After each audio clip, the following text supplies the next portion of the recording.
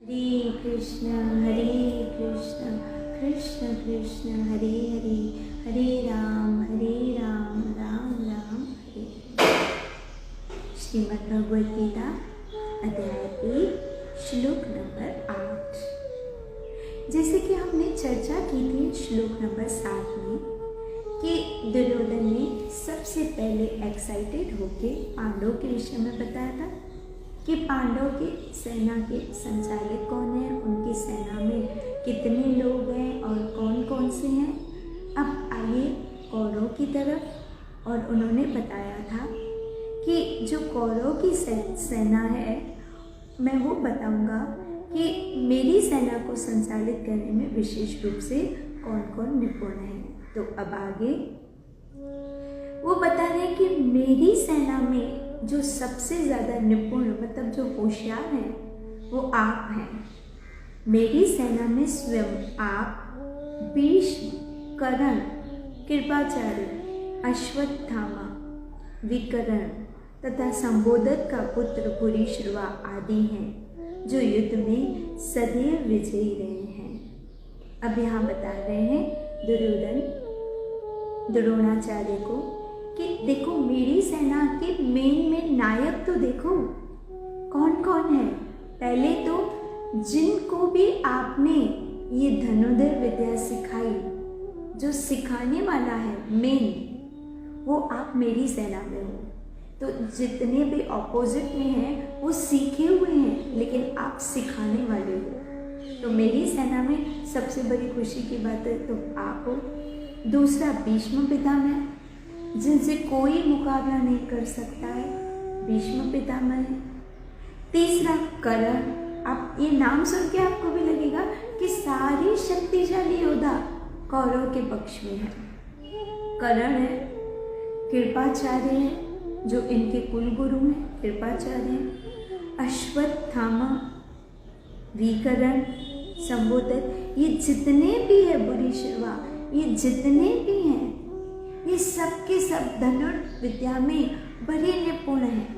और जैसे दुर्योधन इनको देख रहा है तो उनकी छाती चौड़ी हो रही है कि देखो मेरी सेना में कितने बड़े बड़े लोग हैं और ऐसे ऐसे लोग हैं जिनका मुकाबला कोई भी नहीं कर सकता है। इसलिए यहाँ आया है कि दुर्योधन उन अद्वितीय युद्ध वीरों का उल्लेख करता है जो सदैव विजयी होते रहे।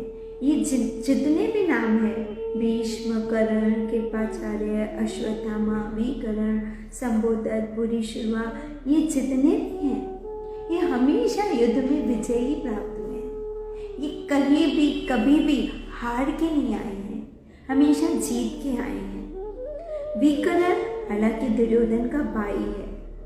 अश्वत्थामा द्रोणाचार्य का पुत्र है। आपने अश्वत्थामा के विषय में सुना होगा, वो तो द्रोणाचार्य के पुत्र हैं। और सौंदर्य या भूरिश्रवा बहिलों के राजा का पुत्र है। कर्ण अर्जुन का आधा भाई है क्योंकि वह कुंती के गर्भ से राजा पांडु के साथ विवाहित होने के पूर्व उत्पन्न हुआ था। कई लोगों के मन में ये प्रश्न उठता है कि कर्ण को पांडवों में भी गिना जाता है कि वो पांडवों का भाई है, लेकिन पक्ष तो कौरवों को दिया था, ऐसा क्यों? तो इसमें वो बताया गया है कि एक दिन की बात है, दुर्वासा मुनि की द्रौपदी कुंती ने बहुत अच्छे से सेवा की, बहुत दिल से सेवा की। तब दुर्वासा मुनि शायद ये जानते नहीं थे कि वो विवाहित नहीं है, वो अभी कुंवारी है। तब उन्होंने उनको आशीर्वाद दे दिया। तो जब उन्होंने आशीर्वाद दिया कुंती को, तो उन्होंने सूर्य देव की पूजा के लिए कहा था। तो सूर्य देव की पूजा की तो उनको वरदान के लिए कहा था। तो कुंती ने देखा कि देखो जो मुझे वरदान मिला है मैं उसको थोड़ा ट्राई तो करके देखो, आजमा के तो देखो। तो उन्होंने सूर्य देवता की बड़ी आराधना की, बड़ी पूजा की। तो उसके फलस्वरूप विवाह से पहले ही उनको पुत्र रत्न की प्राप्ति हुई। अब कुंती तो बड़ी चिंता में हुई कि लोग क्या सोचेंगे, लोग तो कलंकित करेंगे कि विवाह से पहले कैसे पुत्र की प्राप्ति हुई। तो सूर्य के द्वारा उनको वो प्राप्ति हुई। तब कुंती महारानी ने क्या किया, उनको जो पुत्र पैदा हुआ उनको एक टोकरी में डाल के उन्होंने परवान कर दिया। तब से माना ये जाता है कि वो पांडव का है, क्योंकि वो कुंती को प्राप्त हुआ था, लेकिन बिफोर मैरिज। इसलिए जब उनको डाल दिया गया तो उनको कोई जानता नहीं था कि इनकी जाति कौन सी है। एक दिन जब वो अपने गुरु की सेवा कर रहे थे तो सेवा करते करते एक बिच्छू उनको काट रहा था। तो उन्होंने उनको कहा था कि मैं क्षत्रिय हूँ।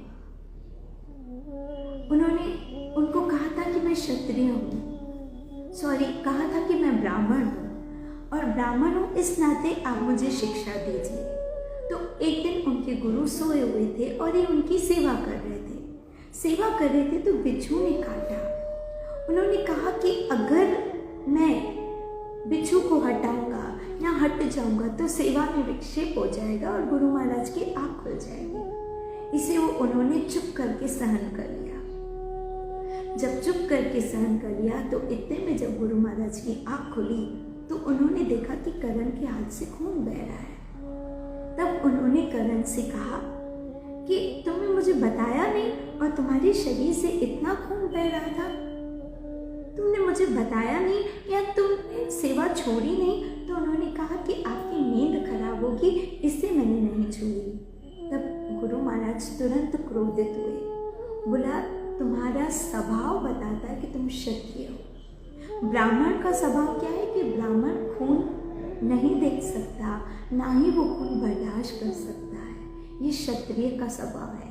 अर्थात तूने मुझे झूठ कहा है और गुरु से झूठ बोलकर शिक्षा प्राप्त करना ये बड़ा अपराध है। इसलिए उनको गुरु ने भी ठुकरा दिया था। तो इसलिए उन्होंने देखा कि हर जगह मुझे ठुकराया गया है, लेकिन दुर्योधन ने उनको बहुत सपोर्ट की थी कि तुम्हें कोई नहीं स्वीकार करता, तुम मेरे मित्र बन जाओ। इससे वो हमेशा दुर्योधन का पक्ष देते थे, जबकि कर्ण भी जानता था कि ये अधर्म का साइड है और कृष्ण अपोजिट में है। लेकिन एज अ दोस्त उन्होंने दोस्ती निभानी चाहिए कि इस वक्त दुर्योधन मेरा दोस्त, उसको मेरी सहायता की ज़रूरत है। इसलिए कभी माना जाता है कि वो पांडव के हैं, लेकिन वो कुंती के पुत्र होते हुए भी उन्होंने हमेशा दुर्योधन का साथ दिया। इनका बैकग्राउंड ये है। इसे यहाँ बताया गया है कि वह कुंती के गर्भ से राजा पांडु के साथ विवाहित होने के पूर्व उत्पन्न हुआ था। दूसरा, कृपाचार्य की जुड़वा बहन द्रोणाचार्य को ब्याही गई थी, इसलिए कृपाचार्य भी कहाँ थे? कौरव के पक्ष में थे। एक दूसरा श्लोक भी हम इसके साथ पढ़ लेते हैं। श्लोक नंबर 9 है, जो दुर्योधन द्रोणाचार्य को बता रहे हैं कि ऐसे अनेक वीर भी हैं जो मेरे लिए अपना जीवन त्याग करने के लिए उदित हैं, मतलब तैयार हैं। ये तो मैंने आपको कुछ ही नाम बताए। वो बता रहे हैं कि द्रोणाचार्य को कि महाराज, मेरी सेना में ऐसे बड़े बड़े वीर हैं जो अपना प्राण देने के लिए भी तैयार हैं। देखो कितने सारे लोग युद्ध लड़ने के लिए आए हुए हैं। वे विविध प्रकार के हथियारों से सुसज्जित हैं और युद्ध विद्या में निपुण हैं। अर्थात मेरी सेना में जितने भी लोग हैं, जितने बड़े बड़े योद्धा हैं, सबके हाथों में बड़े बड़े हथियार हैं और ये सब युद्ध विद्या में बड़े होशियार हैं। मतलब वो ये दिखाना चाह रहे थे कि देखो उनकी सेना देखो और हमारी सेना देखो, उनकी सेना के लोग देखो और हमारी सेना के लोग देखो। वो जस्ट लाइक एक कंपैरिजन ही कर रहे हैं। और उन्होंने उनकी सेना में ये बात नहीं कही कि देखो कैसे बड़े बड़े सेना हैं, ये कभी हारे ही नहीं हैं, लेकिन वो अपनी तरफ ऐसे कन्विंस करके दिखाना चाह रहे हैं कि देखो हमारी जीत होगी, क्योंकि हमारी सेना में बड़े बड़े लोग हैं और युद्ध विद्या में सारे के सारे निपुण हैं और मेरे लिए तो अपनी जान देने के लिए भी तैयार है, अपने प्राण देने के लिए भी तैयार हैं। इसे बताया है कि जहाँ तक अन्यों का, तो अन्य कौन, ये भी क्लियर तात्पर्य में बताया गया है कि अन्य कौन, सबसे बड़ा जयद्रथ है, कृतवर्मा, शाल्य का संबंध है। वे सब दुर्योधन के लिए अपने प्राणों की आहुति देने के लिए तैयार रहते थे। दूसरे शब्दों में यह पूर्व निश्चित है कि अब पापी दुर्योधन के दल में सम्मिलित होने के कारण कुरुक्षेत्र के युद्ध में मारे जाएंगे। अब देखो, इनडायरेक्टली हम अगर पॉजिटिवली लें तो हम ये समझें कि इतने सारे योद्धा हैं, लेकिन क्योंकि ये अधर्म के पक्ष में है, किसके पक्ष में, दुर्योधन के पक्ष में, दुर्योधन जस्ट लाइक अधर्म के पक्ष में है, तो समझना ये सारे योद्धा मारे ही जाएंगे। लेकिन दुर्योधन उस इंटेंशन से ले रहा है कि ये सारे योद्धा मेरे साथ हैं, इससे मेरी जीत होगी। उसको घमंड किस पे है, अब इस बात को समझिए। दुर्योधन को अहंकार किस चीज पे है, अहंकार है अपनी सेना पे, अहंकार है अपनी सेना की क्वांटिटी पे, कि मेरी सेना बड़ी है, उनकी सेना छोटी है। मेरी सेना के नायक कौन है, भीष्म, द्रोणाचार्य, कृपाचार्य, बड़े बड़े योद्धा, यहाँ तक कि कर्ण, सब मेरे साइड है। और उनकी सेना में कौन है, भीम, अर्जुन, जो 5 पांडव हैं, मैं यही इनकी सेना, ज़्यादा से ज़्यादा उनमें दुष्टद्युम्न, द्रौपद, ये सब है। तो वो ये दिखाना चाह रहे कि मेरी सेना में कितने बड़े बड़े लोग हैं, तो डायरेक्ट इनडायरेक्ट जीत तो मेरी होने वाली है। देखो, युद्ध के प्रारंभ होने से पहले ही हम सबों का लक्ष्य जीत पे होता है कि जीत किसकी होगी। इसे वो सब उन साधनों को देख रहा है कि मेरे पास ये साधन है, मेरे पास इतने हाथी हैं, इतने घोड़े हैं, इतने सेनापति हैं, इतने सेना नायक हैं। लेकिन कृष्ण क्या, अर्जुन क्या देख रहा है, मेरे साथ कृष्ण है।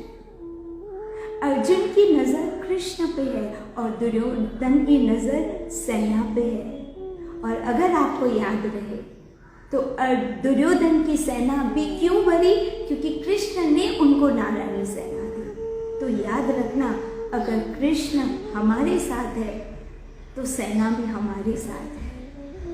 क्यों, क्योंकि जहाँ कृष्ण है वहाँ कृष्ण की शक्ति है। दिखने में लग रहा है कि दुर्योधन की सेना ज़्यादा है, दुर्योधन के पास बड़े बड़े सेनापति, लेकिन उन सबों से बड़ा कौन है, और जो सबसे बड़ा है, और याद रखना, जो सबसे बड़ा है, सबकी डोर भी उनके हाथ में है।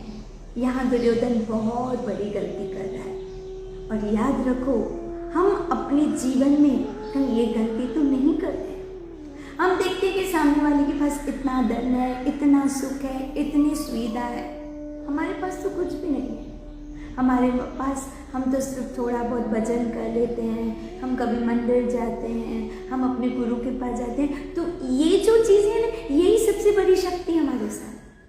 दिखने में लगता है कि उनके पास सब कुछ है, हमारे पास कुछ नहीं है, लेकिन उनको जो दे रहा है वो देने वाला हमारे पास है। ये समझना सबसे ज़्यादा इम्पोर्टेंट है। और यहाँ दुर्योधन एक भूल कर रहा है। वो समझ रहा है ये सब कुछ हमारे साथ है, लेकिन जो होना चाहिए वो उसके साथ नहीं है। पांडवों के साथ जो होना चाहिए वो उनके साथ है। तो समझ लो, अगर हमारे जीवन में कृष्ण है और कुछ नहीं है, सुख नहीं है, साधन नहीं है, सुविधा नहीं है, 3 चीज़ें, सुख, साधन और सुविधा, अगर ये तीनों चीज़ें नहीं भी है ना, तो उसकी हमको चिंता नहीं है, क्योंकि वो तीनों चीज़ों को देने वाला हमारे साथ है। और सामने वाले के पास सुख है, साधन है, सुविधा है, लेकिन कृष्ण नहीं है। तो याद रखो, ये 3 चीज़ें हमेशा रहने वाली नहीं है, लेकिन कृष्ण हमेशा रहने वाला है। इसलिए अगर कृष्ण हमारे साथ है तो डरने की क्या बात है। तो आइए हम इस बात से समझें कि जो गलती दुर्योधन कर रहे हैं, कहीं वो गलती हमें नहीं कर रहे। हम इतना सोचें हमारे साथ कृष्ण है। कृष्ण कैसे? नाम के द्वारा, हरे कृष्ण कृष्ण कृष्ण हरे हरे, हरे राम राम राम हरे हरे। अगर हमारी ज़बान पे नाम है तो मतलब हमारे साथ कृष्ण है, क्योंकि कलयुग में कृष्ण नाम के रूप में हमारे साथ है। ये जो कलयुग है इसमें कृष्ण का रूप कौन सा है? नाम वाला रूप है। इसे नाम के रूप में कृष्ण हमारे साथ है। और जब कृष्ण हमारे साथ है तो याद रखना सब कुछ हमारे साथ है, क्योंकि सब कुछ, एवरीथिंग, सब कुछ कृष्ण के हाथ में है। इसे डरना नहीं। हो सकता है कुछ दिन पहले हमको लगता हो कि हमारी हार है, लेकिन अंत में जीत उन्हीं की होती है जो धर्म के पक्ष में है और जिनके साथ कृष्ण है। तो आज गीता को हम यही विराम देते हैं। कल से फिर सुबह 8:15 साढ़े 8 तक हम भगवत गीता का पाठ, भगवत गीता का श्लोक करेंगे। तब तक जपते रहिए हरे कृष्ण कृष्ण कृष्ण हरे हरे, हरे राम